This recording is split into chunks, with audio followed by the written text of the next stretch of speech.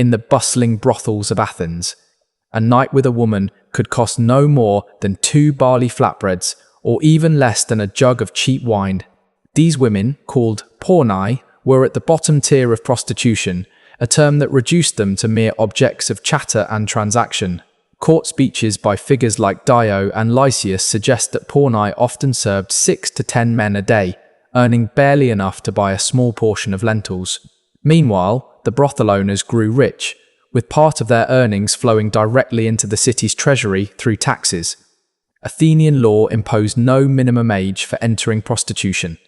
Archaeological evidence and historical records reveal that girls as young as 10 to 13 were exploited in these establishments. Each enslaved girl bore a permanent brand on her thigh, burned into her skin with hot iron, marking her as living property. Life inside these houses was brutally harsh.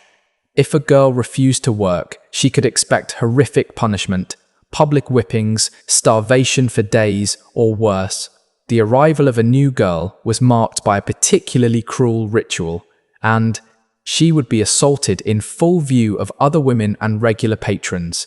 An account from a man named Pappy of Thessaly claimed this was deliberately done to crush her spirit and extinguish any hope of escape. Onlookers often jeered and laughed, turning the suffering into public amusement.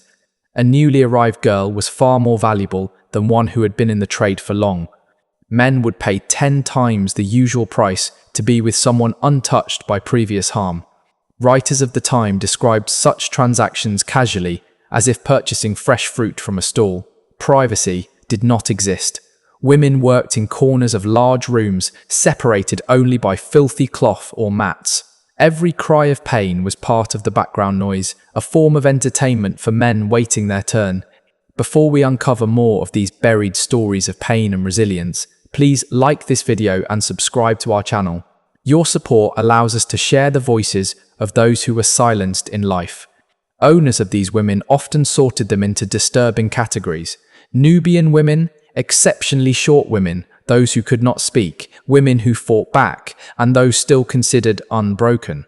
Each group came with its own price tag and its own clientele. 5th century art even depicts competitions in which men would attempt to overpower a resisting woman purely for amusement.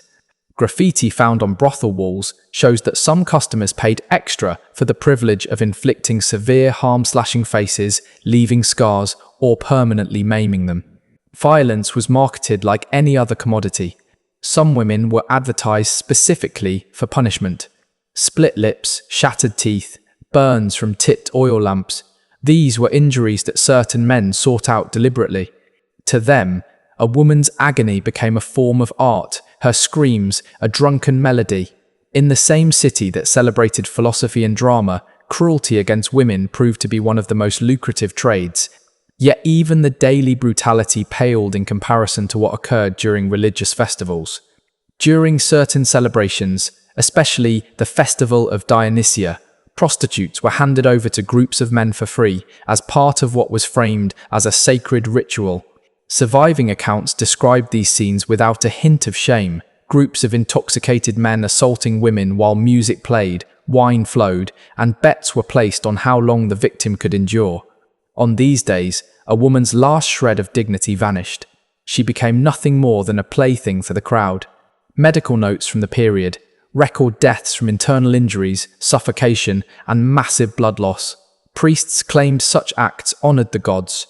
Wine and the blood of abused women mingled on the altar, their dying breaths reframed as prayers for abundant harvests. When the festivals ended, those still breathing were dragged back to the brothels to resume work. The dead were discarded beyond the city walls, their bodies thrown into ravines like refuse. These ritual atrocities were simply an extension of the violence women endured daily. Constant beatings with sticks, leather straps, or bare fists. Loyal patrons were sometimes allowed to participate in the punishments, inventing cruel games at the women's expense. For even the smallest mistake, spilling a drop of wine, mispronouncing a customer's name, or simply allowing herself to cry, a woman in an Athenian brothel could find herself locked in a pitch-black room without food or water for days. Sometimes the punishment was even more cruel.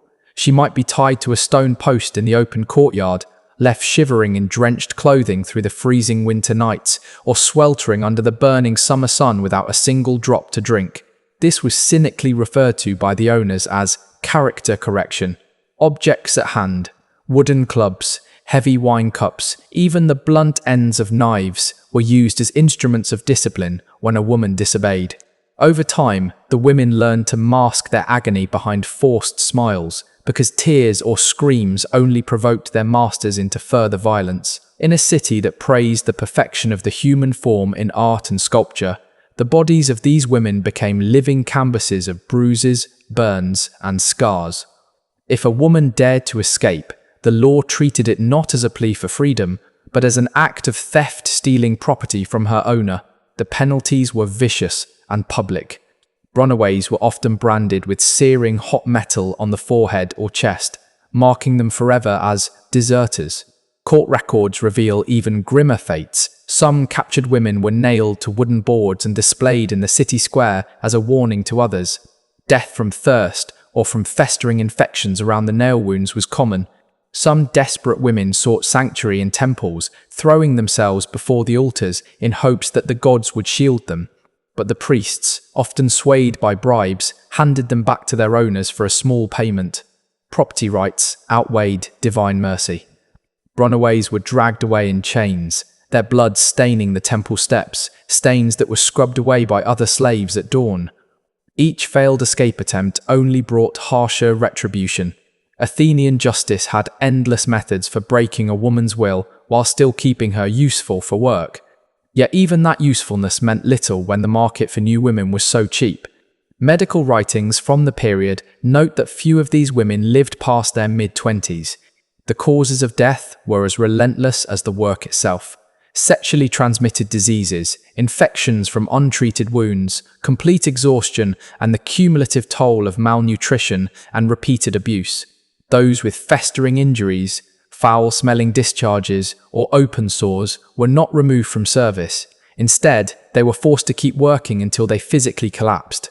Owners considered medical treatment a waste of money.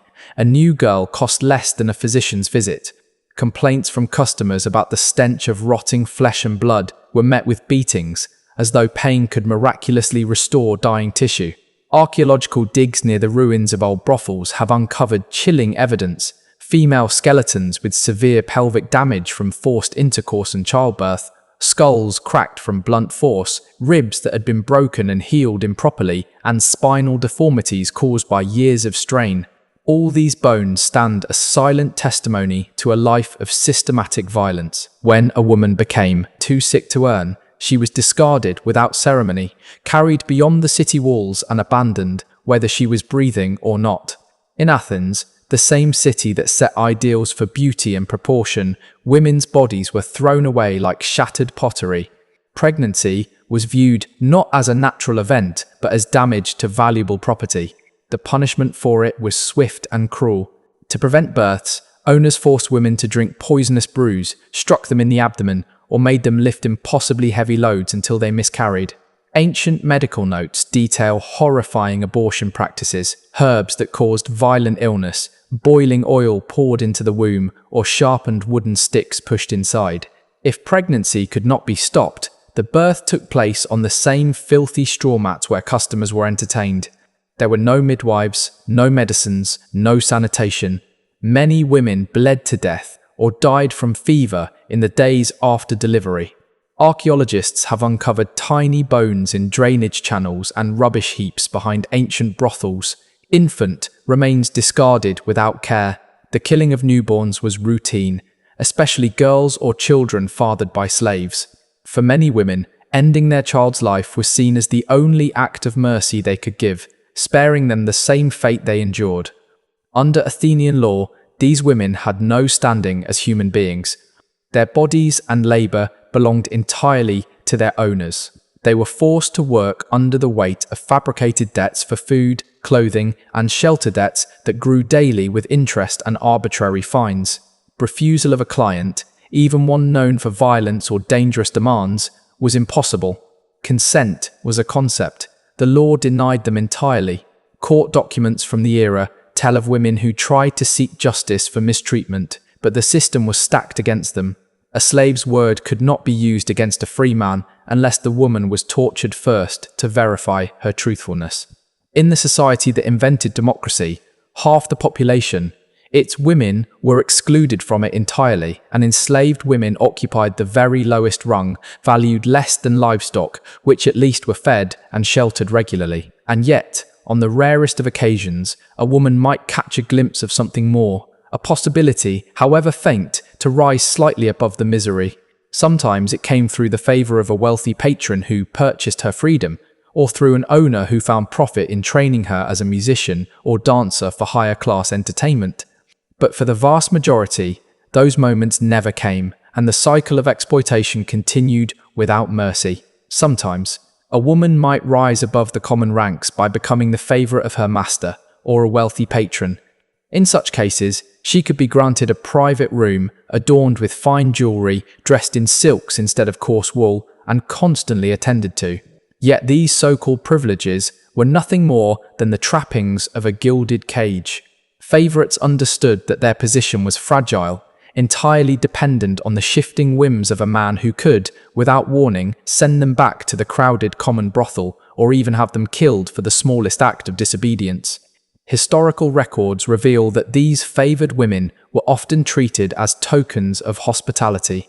A master might offer one of his mistresses to a visiting friend for the night, returning her the next morning as though she were a fine wine cup briefly loaned to a dear companion. Even at the highest rung of this grim hierarchy, a woman was still just property, her body an object, her value measured in coin. Golden chains held her as firmly as iron shackles. But beauty and youth never lasted. Whether a woman had been a street-level slave or a cherished mistress, age eventually stripped away her worth in the eyes of those who owned her. The end was always the same, a nameless death followed by deliberate erasure. These women were denied the dignity of proper Greek funerary rites. Their bodies were dragged beyond the city limits and abandoned in ravines or shallow, unmarked graves. Against sacred custom, they were denied tombstones, inscriptions, or offerings. Even in the rare case that a woman achieved her freedom, the stain of her past rendered her untouchable in respectable society. Former prostitutes were excluded from civic life, becoming living ghosts, present but erased, as though they had never truly existed.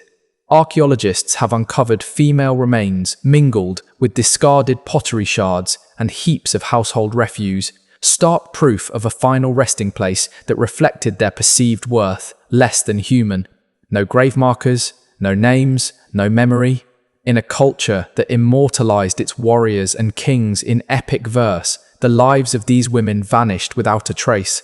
Their suffering was too common to be preserved in poetry. Yet the cruelty extended beyond forgetting. It was woven into entertainment. Comic playwrights such as Aristophanes depicted prostitutes as crude, lustful, and worthy only of mockery or violence. In Athenian theatres, crowds roared with laughter at staged scenes of rape, beatings, and public humiliation. The pain of women was served up as comedy. In homes, painted pottery displayed scenes of gang assaults, torture, and other acts of cruelty, decorating wine cups and dining vessels. Violence against women became a motif of domestic art. So normalized, it blended into the fabric of everyday life. Poets sometimes celebrated the elegance of high-class courtesans, but women from brothels appeared in verse only as objects of ridicule.